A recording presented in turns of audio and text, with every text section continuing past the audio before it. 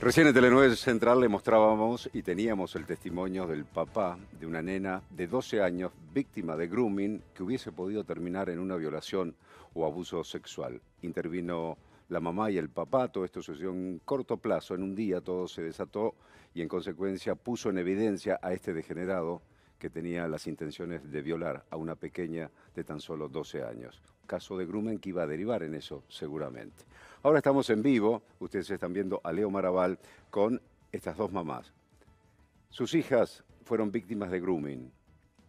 Una de ellas, en el caso que vamos a desarrollar, y por cierto el otro testimonio también, tiene que ver con que esta mamá colaboró con la policía, con la justicia y en definitiva el acusado de grooming está detenido y a punto de enfrentar un juicio oral y público. Leo Maraval y a las madres también, buenas tardes a ustedes. Claudio, vamos a compartir aquí a través de Telenueve Central un testimonio exclusivo. Como le ocurrió a Walter, a Fernanda y a Sofía, sus hijas de tan solo 10 años fueron víctimas de un acosador. Fernanda se hizo pasar por su hija, pero en lugar de ir y golpear al acosador, hizo un trabajo de hormiga, con un valor, con un coraje realmente increíble. Y después de 2 meses lograron la detención. Hoy el acosador de las hijas de Fernanda y de Sofía está detenido. En primer lugar, Sofía, cuando vemos, y Fernanda, cuando vemos las barbaridades que este hombre, esta bestia le decía a tu hija, ¿cómo tomaste coraje? ¿Cómo pudiste soportar y seguir adelante? No, la situación era horrible. Me tenía que pensar en cómo responder como una nena de 10 años. Pensar que las barbaridades que le decía era mi nena. Pero por suerte nos topamos con Sofía, con el comisario y con 2 subtenientes de la Comisaría Novena de Ballester, que desde el primer momento nos acompañaron. En cualquier momento yo, cuando hablaba con este pedófilo, le mandaba las conversaciones al subteniente Pablo García y él me decía cómo guiar la charla. Era muy doloroso. Mucha gente me decía que le sacara el chip a mi hija y que la cortara, pero el comisario nos decía que lo podían agarrar, que confiáramos en su trabajo, que iba a llevar tiempo, que no era algo fácil, que tuviéramos paciencia y que confiáramos. Y eso fue lo que hicimos, confiar y esperar. Claudio, tanto Fernanda como Sofía te están escuchando. Bien, buenas tardes a las dos. ¿Ustedes se conocían de antes o se conocieron a través de este caso que sufrieron sus hijas? No, somos mamás de nuestras hijas que van juntas al mismo grado. Bien. ¿Cómo ese primer contacto lo logra el pedófilo con las hijas de ustedes? En tu caso, Fernanda. ¿Por las redes sociales, el Facebook, el WhatsApp? Sí, con nuestras 2 hijas y otras nenas, muchas nenas, a través de Instagram. Y él, una vez que empezaba a hablar, porque se hacía pasar por el novio virtual de una nena, después les daba el celular de él y las nenas lo llamaban y ahí él ya tenía el celular y empezaba a hablar por WhatsApp también. Y les pedía videos, fotos, sabía los horarios del colegio, porque hablaba con muchísimas nenas del colegio, no era con nuestras hijas nada más. Sabía los movimientos del colegio, sabía todo.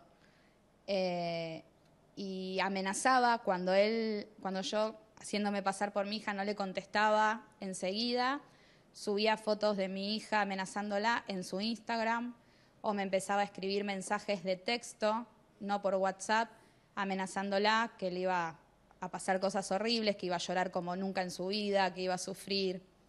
Después le enseñaba a cómo besar, cómo poner la boca, la lengua, las cosas que le pasan a los hombres cuando las mujeres los besan. Y yo iba respondiendo como podía, con ganas de matarlo, la verdad, pero, claro, confiaba en el trabajo de la policía. Y Fernanda, en tu caso, ¿cómo tomaste contacto que estaba pasando esto con tu hija? ¿Ella enseguida te avisó a vos con respecto a eso? El tema fue así, este chico, supuesto chico del colegio, les dice que era que era novio de una nena de otro grado. Nuestras hijas le preguntan a esa nena y esa nena le dice que sí, entonces lo agregan. A los días ellas empiezan a ver que él subía fotos de que se iba a matar, si su novia, supuesta novia, lo dejaba, y ponía fotos de las calles donde se iba a matar. Las nenas se asustaron. Después, cuando las nenas lo llamaron a él, no les gustó la voz de él, les asustó mucho la voz. Y se juntaron un día en el colegio y fueron a hablar con la directora preocupadas porque supuestamente un nene del colegio se quería matar. Entonces la directora nos citó y ahí fue que nos enteramos de esta situación y Sofía, que tiene una hija más grande, nos contó toda una situación de que venía desde hace muchos años esto, y empezamos a relacionar que podía ser la misma persona. ¿Cómo? Y fuimos a hacer la denuncia. Sí. Sí, Sofía, sí. Buenas tardes, Sofía. ¿Cómo era la cuestión esta de una Buenas situación que venía hace años? Claro, cuando pasa esto de las nenas, salimos del colegio y yo le comento a Fernanda que a mi hija le había pasado una situación similar hacía 9 años atrás.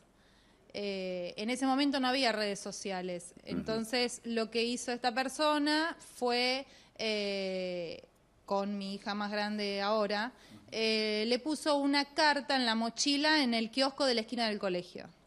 Una carta, perdón, aclaremos eso. Sí, una carta le pone a mi hija en la mochila con la impresión de un pene, se lo pone en la mochila.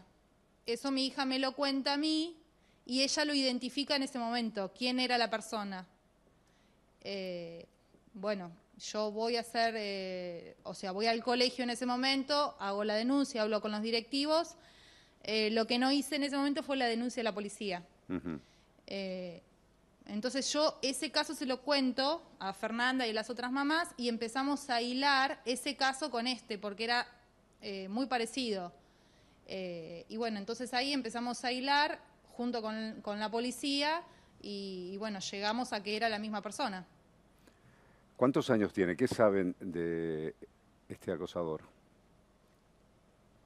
¿Qué edad tiene el acosador? Sí. En este momento tiene 34 años. ¿Y es ahí de Villa Ballester, es de la zona o no? Sí, es de la zona. Es más, él en el momento que pasó con mi hija más grande, él estaba metido en la iglesia del colegio. O sea, nuestras hijas van a un colegio católico. Sí. Esta persona estaba metida en la iglesia. O sea, entraba y salía de la iglesia.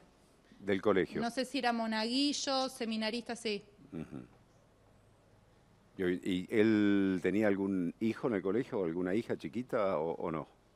¿O solamente participaba de las actividades de la iglesia? No, participaba de las actividades. Tocaba la guitarra, no sé qué hacía. Y por eso sabía todo el movimiento del colegio y conocía a todas las chicas o a muchas chicas del colegio. Exactamente. ¿No?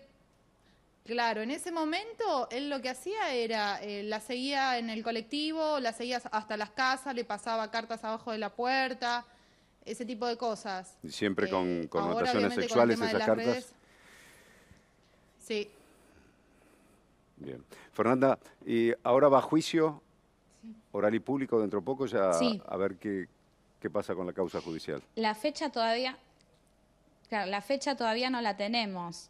Sabemos que está detenido con prisión preventiva, pero nos dijeron que puede ser de 8 meses a 1 año el juicio. Todavía no tenemos la fecha.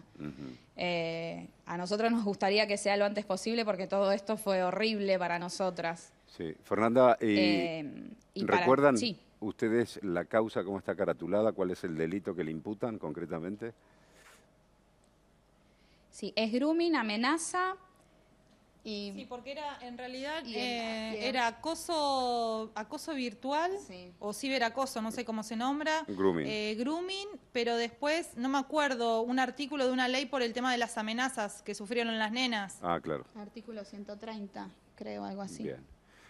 Fernanda y Sofía, muchísimas gracias por este testimonio y bueno, hicieron las cosas que hay que hacer, denunciar, colaborar con la justicia y la policía para que estas personas estén allí en el banquillo de los acusados y que no perjudiquen la vida de niñas o chicos inocentes. Muchísimas gracias a los dos, a Sí. las dos digo. Gracias a usted. Gracias Leo Maraval.